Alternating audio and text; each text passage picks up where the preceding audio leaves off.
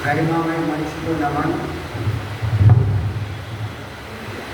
और सम्मुख उपस्थित सभी कविवर, साहित्यकार, साहित्य प्रेमी, अनुरागी जनों को मेरा सादर अभिनंदन है। आप सबका स्वागत है। नारायण पाठक जी ने कहा कि मैं पंत जी के बारे में कुछ बोलूं। यहाँ सभी विद्वान हैं, सभी जानकार हैं और हम लोग हाई स्कूल इंटर से सूर्यकांत पंत जी की कविताओं से भी परिचित है, लेकिन अब आप लोग साहित्य के क्षेत्र में इतनी कर्मठता से काम कर रहे हैं तो सभी लोग जानते होंगे पंत जी के बारे में।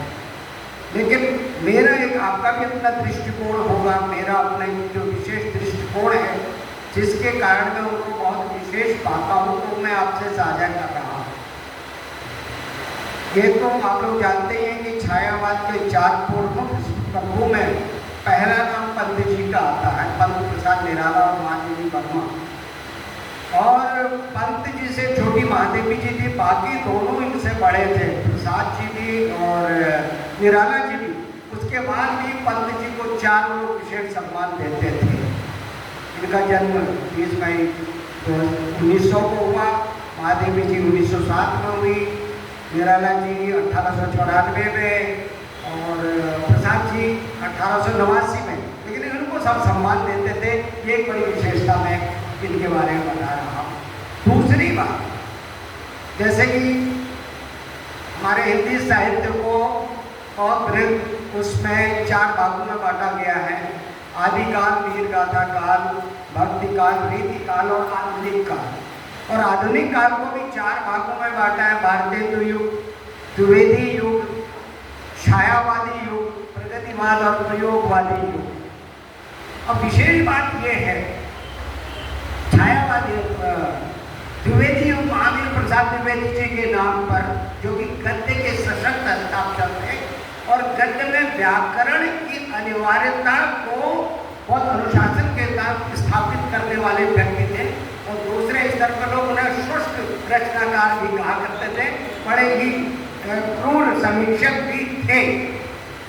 उनकी कांस्य की प्रतिमा जब 1964 में उनके 100 साल पूरे होने पर स्थापित की गई, तो स्थापना की गई पंत जी के नाम से 1964। पंत जी कौन?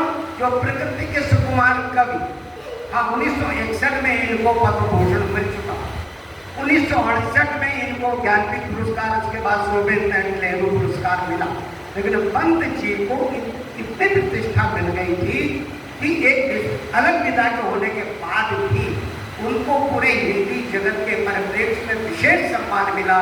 और द्विवेदी युग के प्रवर्तक महावीर प्रसाद द्विवेदी जी की कांस्य प्रतिमा को जब नागरिक उच्चारण सभा ने अनावृत करने की, स्थापना करने की बात करी, तो इनके हाथों से स्थापित की। दूसरी बात, पंत जी यूरोपियन कवियों की अगर बात करें तो विलियम वर्ड्सवर्थ, टी.वी. शेली और कीट्स, इन तीनों के समकक्ष अकेले भारतीय कवि कोई अगर है वो पंत जी हैं, सूर्यकांत पंत। एक और बात, जब ये अल्मोड़ा आए तो 18 वर्ष की उम्र में बहुत अच्छे साहित्यकार, नवीन धारा के लिखने वालों में इनका नाम चल गया था बहुत अच्छी तरीके से। और ये मार्क्स और फ्राइड के भी संपर्क में आए, उनकी विचारधारा से प्रभावित हो गए।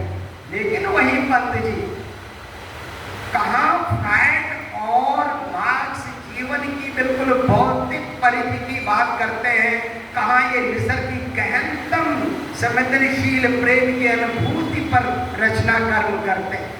तो विरोधाभास था, लेकिन इन्होंने विरोधाभास आने ही नहीं दिया, अपनी रचनाओं को प्रभावित होने ही नहीं दिया। और अंत जीवन के अंतिम क्षणों में ये अरविंद घोष जी से प्रभावित हुए।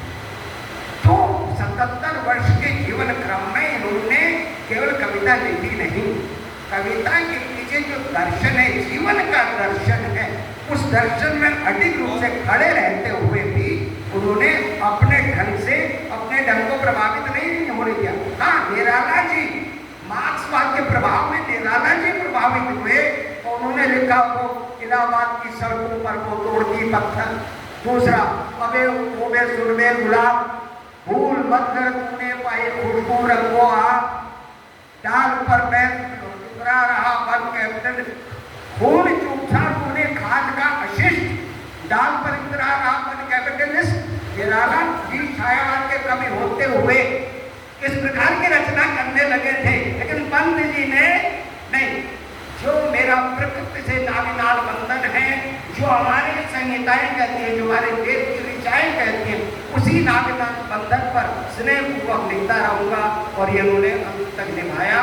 मैं यही विशेष दृष्टिकोण पंत जी के बारे में रखता हूँ।